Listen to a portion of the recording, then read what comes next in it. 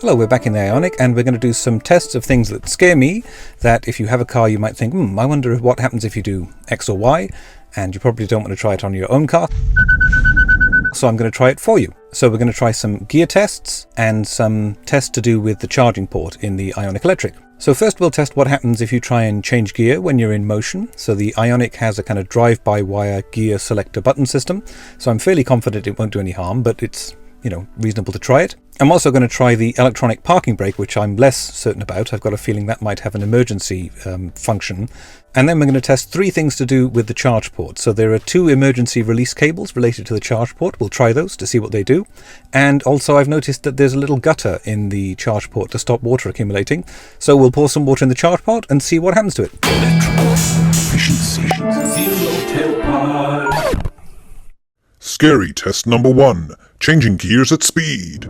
So we're in drive now, I'm fairly confident that selecting park or reverse while moving is not going to do anything because it's a drive-by-wire system. So I'm happy to try that at speed actually here.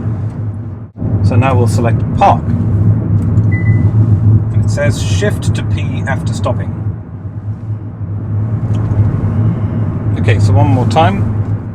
P, shift to P after stopping. Okay, now we'll try selecting R. Shifting conditions not met. One more time. R. Shifting conditions not met. So if you do try and press the reverse, it just says shifting conditions not met. Scary test number 2. Pulling up the electronic parking brake at speed. Okay, so I'm not anything like as confident in what the electronic parking brake is going to do down here. So I've come to somewhere that's deserted, nothing behind me, nothing in front of me, very clear lines of sight here. And I'm going to slow down first to 5 miles an hour and then pull it on. So let's slow right down. 5, and I'm pulling it up. Okay, so that will bring the car to a stop, yeah. And release it, okay, yeah. So let's try it now at higher speed, like 15. Yeah, it also pulls and beeps. I'll try it one more time, maybe 30, and that's as fast as I'm going to do it. Again, very safe here. So the electronic parking brake works at works at speed, which I guess you can imagine it would need to have a safety function. So that's good. Scary test number 3. Pulling the emergency charge port door cable. Okay, so normally to open the charge port on the car, you would need to go around and press this button. That's pretty much the only way of doing it. Okay.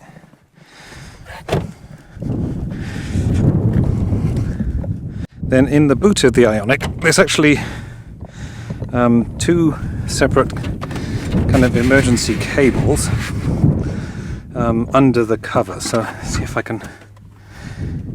So yeah, in the back there's two sort of emergency handles. There's one here and there's one underneath here, which we'll address in a minute. So this one is called the fuel filler door manual release handle.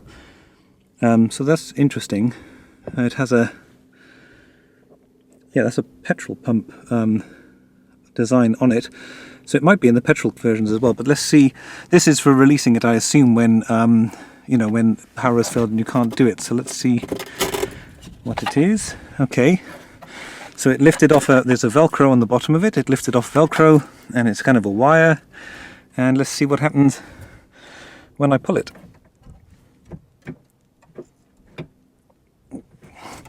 So I'm getting a fairly strong tug. Yep, and indeed it's popped the filler cap.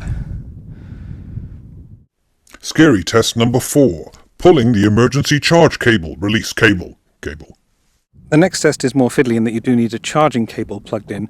Normally you would unlock the car, or you would, press the unlock button and then... Oh, this happens from time to time. Actually, it doesn't come out. Try again. We heard the mechanism that time. So yeah, normally that's how you'd get it out. Again, if there's an electrical failure in the car, it might get locked in. So there's a mechanism to try and release that, which I've never tried, so let's see what it does. So it's a bit more fiddly to reach than the The other one, just for reference, is over there that we just tried, and I've tucked that back in now actually with that the wire. I've tucked it back in so it's neat again. The other one is under this area here. Let's find it. So the other one is under this little bit here, which says next to it charging lock release. So again, let's try that and see what it does. So there's a plastic, just a normal plastic cover here for that. Put that to one side. It's a similar looking, yeah, it's again like the other one. It's under focus. It's under Velcro again. Let's rest that with it. It's under a piece of Velcro on the back of it, and it's just a wire again. So let's give it a, yeah, so there's a bit of slack there. Let's give it a tug and see what happens. Oh, that one's difficult to pull.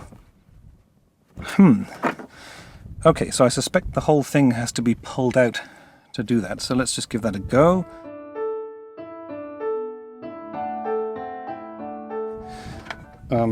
This whole bit has to be lifted out, yeah, to get to that properly there. So now, having lifted out the plastic insert, the actual thing is here. So I presume, yeah, let's put that there so it focuses again. I presume we do this, and then let's try not to obstruct it with my hands. Give it a pull. That's not straightforward at all.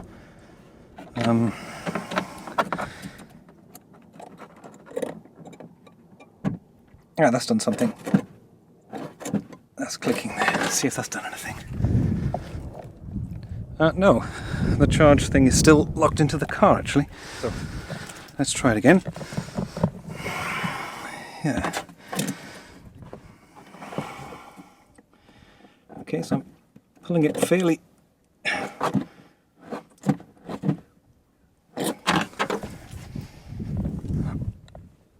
No, that's locked in. Let's try it with the keys.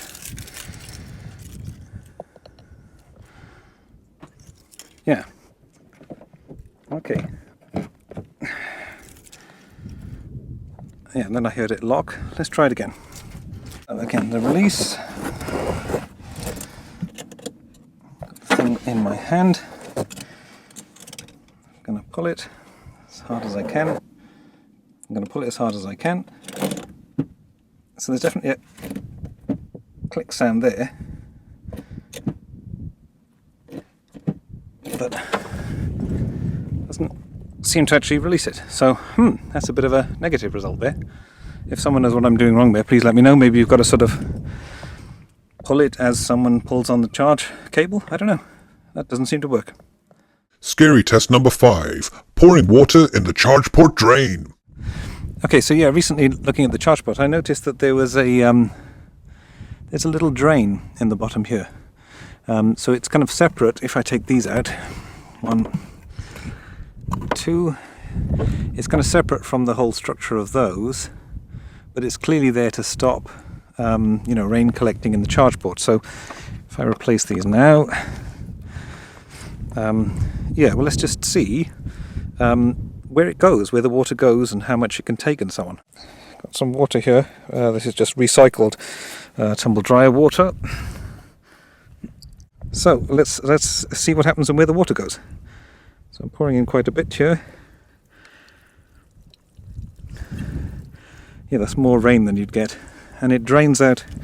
I'll pour some in again and see where it goes. Yeah, it's sort of draining through in the wheel well, really. I'll try and light that in a minute just to get a better view. Oops, too much.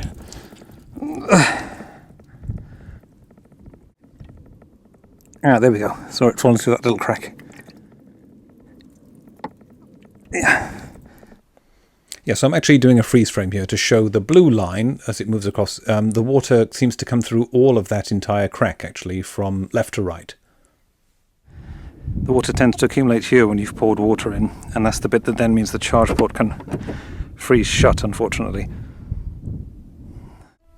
Okay, so a bit of a mixed bag there from those test results. So the drive-by-wire gear selectors are perfectly safe. If you're going forward in drive, you can select park or reverse, and you'll just get error messages. It doesn't actually put it into those gears. The electronic parking brake is another matter. I assume it has an emergency function, so it works at all speeds, and I wouldn't suggest using that unless it's an absolute emergency, because you're going to be damaging your handbrake cable. It's interesting that the charge port door release emergency cable does work.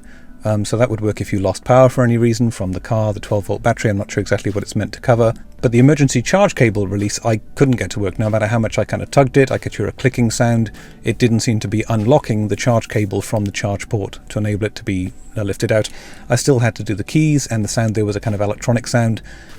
So maybe I'm not doing that right. If you've had to do that or just tested that and have different results, let me know. I'm assuming it has to work. It must have been tested, so I'm just doing something wrong. But of course, in an emergency, I would do exactly what I've just done. So I plan to do a follow-up with some other tests, automatic emergency braking, anti-lock braking, I'll test, and the distancing on the parking sensors, whether it goes completely nuts if you get, literally to the point of almost hitting something.